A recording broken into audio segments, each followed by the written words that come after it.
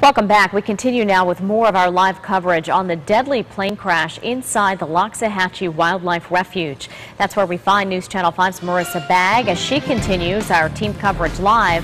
Marissa, good afternoon to you. What are you hearing on the ground there?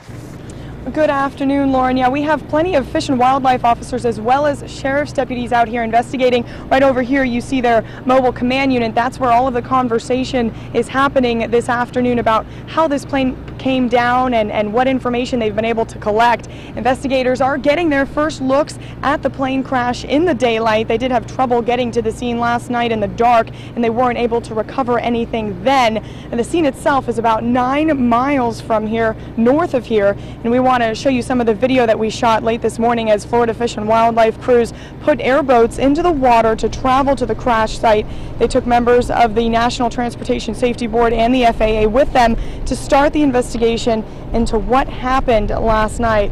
Now, all that they can tell us right now is it appears the plane took a nosedive into the marshlands. The Palm Beach County Sheriff's Office says that a distress call from a pilot in another plane was made Sunday evening when that pilot saw that this Cirrus SR-22 aircraft was in trouble. Now investigators will have to wade through some of this rough terrain to try to figure out what happened. There's about a foot of water out there, and then below that is probably about 7 feet of peat.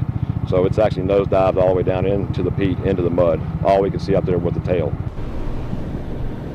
And the Fish and Wildlife Commission has yet to release the identities of the 2 victims, although we're told that their families were here at the command post this morning. Investigators say that both victims were at the Stewart Air Show this weekend.